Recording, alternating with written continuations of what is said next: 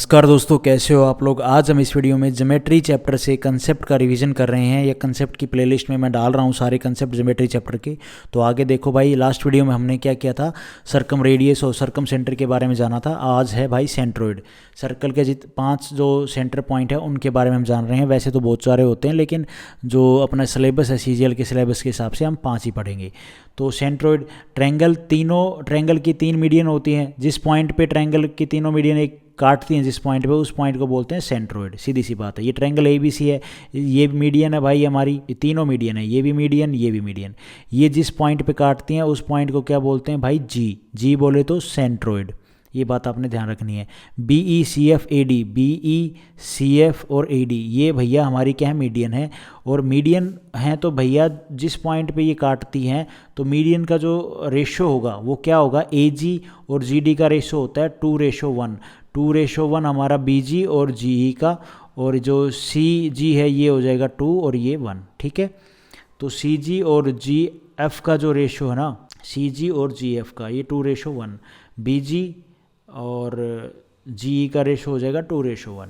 अब ये रेशो कैसे आया ये भी देख लो थोड़ा सा। Let's see, we can find this ratio by mass point geometry concept. अरे जो बैलेंस करके हमने रिजल्ट निकाला था उससे, मैंने लास्ट वीडियो में या पिछले वाली वीडियो में ये जो मास पॉइंट जो कंसेप्ट है ना, मास पॉइंट ज्योमेट्री कंसेप्ट, ये बताया था आपको। ट्रायंगल ABC है, मास पॉइंट ज्योमेट्री लगा रहे हैं। ठीक है, मैंने आपको क्या बताया भाई, जो अपना मीडियन का जो रेशो 2:1 वो कैसे निकालेंगे। देखो, BD को अगर हम लेट कर लेते हैं, ये मीडियन मैंने तीनों ड्रॉ कर दी हैं। ठीक है, मीडियन ड्रॉ कर दी तो भाई जब मीडियन खींचेंगे तो ये मीडियन क्या है, जो सामने वाले इसके अपोजिट लाइन है जिस पे काटेगी जाके, तो ये इसको बराबर टुकड़ों में बांटती है, मिड पॉइंट पे जाके मिलती है। AE ये बराबर इसके बराबर, ये बराबर इसके बराबर, ये बराबर इसके बराबर। अगर मैं BD को 1 मानता हूँ, लेट करता हूँ, तो ये भी 1 होगी, ये 1 होगी, तो भाई हमारी ये 1 होगी, तो DC भी 1 होगी, तो सब यहाँ पे 1 हो जाएगी। इसको 1 मानेंगे तो ये भी 1, ये भी 1, क्योंकि पैरेलल है ना, पैरेलल है तो भाई 1 ही होंगी कि नहीं होंगी। हाँ जी, बिल्कुल होंगी भाई। इसको भी लेट कर लो 1, तो ये 1 है तो ये भी 1 होगी, ये 1 होगी तो ये भी 1 होगी, है ना, बिकॉज ऑफ मीडियन, क्योंकि बराबर टुकड़े हो रहे हैं। मीडियन उस लाइन के तो बराबर टुकड़े कर रही है। बाई मास पॉइंट ज्योमेट्री अगर BC को बैलेंस करें, ये BC है। मास पॉइंट के आप कंसेप्ट तो समझ गए हो कि मैंने मास पॉइंट ज्योमेट्री वाला जो फॉर्मूला था आपको बताया था। अब BC को बैलेंस करना है। BC को बैलेंस करेंगे, लेंथ का रेशो पता है, ये L1 है, ये L2 है। तो भाई इस पॉइंट पे कितना आएगा, M1 मास कितना आएगा, और इस पॉइंट पे M2 कितना आएगा, इस पे भी 1 आएगा भाई, और इस पे भी 1 आएगा। इस D पॉइंट पे टोटल कितना आएगा, M1 प्लस में M2, टोटल आएगा मास यहाँ पे 2। यही चीज़ मैंने यहाँ पे लिख रखी है। लेंथ रेशो 1:1 है तो मास रेशो भी 1:1 होगा। ये M1 M2, ये लेंथ रेशो 1:1 है, तो जो यहाँ पे M1 कर लो और यहाँ पे M2 कर लो, कोई दिक्कत वाली बात नहीं है। तो जो मास रेशो है वो भैया बराबर होता है जो लेंथ है उनके रेशो के। तो ये भी 1 kg हो जाएगा, ये भी 1 kg हो जाएगा।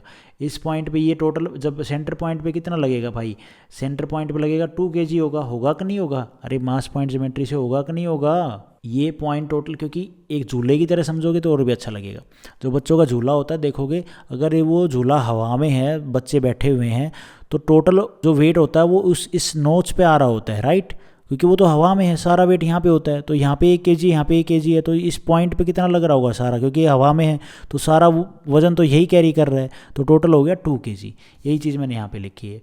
ऐसे ही इसको आप जब बैलेंस करोगे AC को, तो ये लेंथ का रेशो है, तो यहाँ पे भी 1 kg आ जाएगा, यहाँ पे भी 1 kg, यहाँ पे टोटल आ जाएगा 2 kg। ऐसे ही यहाँ पे भी 1 kg, यहाँ पे भी 1 kg, यहाँ पे आ जाएगा भाई 2 kg, राइट। अब आगे हो, अब आप आओ मीडियन को, जो मीडियन है ना उनको बैलेंस करो। AC को जब हम बैलेंस करेंगे, AC को हो गया, AC कर दी मैंने बैलेंस, ठीक है। अब जब हम इस पे मीडियन को बैलेंस करेंगे, देखो कैसे होगा।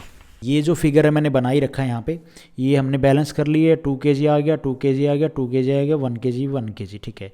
AD अगर बैलेंस हो, AD को अगर हम बैलेंस करेंगे तो यहाँ पे 1 kg है, यहाँ पे 2 kg है, तो लेंथ का रेशो निकलेगा, ये L1 ये L2, ठीक है। तो ये क्या होता है भाई, जो हमारा रेशो होता है, जैसे ये हमारा M1 है, ये हमारा M2 है, ठीक है। तो यहाँ पे क्या होता है, जो M1 और रेशो M2 है ना वो बराबर होता है भाई L2 रेशो L1 की। ये होता है एक्चुअली रेशो इसकी इक्वल, ठीक है। तो इस तरह से आपने करना है। तो M1 और M2 का रेशो क्या है, M1 है भाई 2 kg, M2 है भाई 1 kg, ठीक है। तो L2 क्या हो जाएगी भाई, ये L2 ये बराबर होगा, तो ये L2 और L1 क्या हो जाएगी, 2:1 ये हो जाएगी। तो L2 क्या है एक्चुअल में हमारी Ag है, तो ये 2 आ जाएगी, ये 1 आ जाएगी। ये हमने बैलेंस किया है। मैं यहाँ पे दिखाता हूँ आप लोगों को, ये मैंने कर रखा है। AD को मैंने उठा लिया, ये G पॉइंट है, ये M2 है, ये L1 है, ये L2 है, ये M1 है। तो ये हमारी जो M1 है ये 2 kg है जो यहाँ पे मैंने मानी है, और ये M2 है जो ये 1 kg है। तो इसको बैलेंस करेंगे तो भाई M1 और M2 का जो रेशो होता है ना, M1 और M2 का ये रेशो बराबर होता है भाई, तो ये बराबर होता है इसके L2 के, ठीक है। यहाँ पे L2 है, हाँ ठीक, और यहाँ पे M1 इसके बराबर होता है। तो ये रेशो आ जाएगा 2:1। L2 और L1 का रेशो यहाँ पे भी 2 आएगा, यहाँ पे 1 आएगा, ठीक है। L2 और L1 का रेशो मतलब L1 और L2 का रेशो आ गया, L1 आ गई 1 और ये आ गया 2। तो L2 क्या है हमारी, ये 2 और ये 1। इस तरह से आपने बैलेंस करना है। आपको बैलेंस करना तो आता ही होगा। अरे ये बस कुछ नहीं है, जो M1 मास का रेशो होगा उसके हिसाब से इक्वल होगा लेंथ का रेशो। AG और GD का रेशो 2:1 आ गया, ठीक है। ऐसे ही आप B और C को बैलेंस करके उनका सबका मीडियन का रेशो 2:1 आएगा। मैं उम्मीद करता हूँ आप लोगों को ये बात समझ में आई होगी। उसके बाद भाई ये कंसेप्ट है OB मीडियन है। ये हो गया था क्या, नहीं ये नहीं हुआ है भाई। ये हमारा सर्कल है, इसमें राइट एंगल ट्रायंगल है, ये 90 डिग्री है, ये ऑर्थो सेंटर है, ये सर्कम सेंटर है, ये आर है, ये आर है, ये आर है। और जब ये मीडियन हमने ड्रॉ करी तो मीडियन क्या करती है, 2:1 में चल रही है सेंट्रोइड से। तो ये सेंट्रोइड कहीं यहाँ पे होगा, ठीक है। तो ये जी हमारा सेंट्रोइड हो गया भाई राइट एंगल ट्रायंगल का। OB मीडियन है तो OB पे कहीं सेंट्रोइड होगा, हो गया सेंट्रोइड। सेंट्रोइड मीडियन को 2:1 में बांटता है, ठीक है जी, बिल्कुल 2:1 में बांटता है। डिस्टेंस बिटवीन ऑर्थो सेंटर, ये ऑर्थो सेंटर है, और सेंट्रोइड के बीच की ये दूरी कितनी हो जाएगी भाई, 2 है। और हमारा सेंट्रोइड से सरकम सेंटर की दूरी 1 है। अगर BG निकालनी तो BG क्या आएगी भाई, ये पूरी कितनी है हमारी BO, ये R है एक्चुअल में। ये R का भी आपको पता चल गया होगा कहाँ से आई है। हाँ ये R, अरे रेडियस तो होगी सर्कल की, तो ये R है तो ये भी R होगी, सेंटर पॉइंट हो गया। ये हाइपोटेन्यूस है इस राइट एंगल ट्रायंगल का, और इस सर्कल का डायमीटर है, तो ये R है तो ये भी R होगी। ये भी तो यहाँ पे सर्कल जा रहा है तो ये भी तो R होगी। तो BG क्या हो जाएगी, 2 में टोटल कितनी है BO, रेशो की फॉर्म में 3, 2/3 इंटू में R, ठीक है। तो BG हमारी कितनी होगी भाई, R क्या थी, R एक्चुअल में किसके बराबर थी, = थी h/2। ये मैंने यहाँ पे लिख रखी, यहाँ पे पुट कर दी तो 2/3 इंटू में h/2, ये कट गया। तो h/3 इस BG की जो लेंथ आ गई वो कितनी आ गई, BG आ गई भाई h/3। ये तो हमने निकाली भाई ऑर्थो सेंटर से सेंट्रोइड के बीच की दूरी। अब हम निकालेंगे सेंट्रोइड से सरकम सेंटर के बीच की दूरी।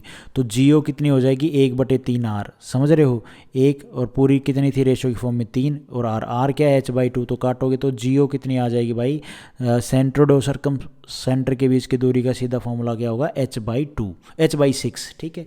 H क्या होगी, हाइपोटेन्यूस। ये बात आपने ध्यान रखनी है। तो भाई आज हम इस वीडियो में ज्योमेट्री तो इतना ही करेंगे। लास्ट का जो MCQ है वो देख लो। आज का MCQ है, जो भारतीय रेलवे है उसका मूल मंत्र क्या है। तो मूल मंत्र है भैया सेफ्टी, सुरक्षा, ठीक है, और संरक्षा एंड एव लिख लो, क्या था भाई, समय पालन। ये है हमारी भारतीय जो रेलवे है उसका मूल मंत्र। तो आज हम इस वीडियो में इतना ही करते हैं। Thank you so much guys. Video आपको ठीक लगी तो लाइक करना, चैनल पे नए हो तो सब्सक्राइब करना।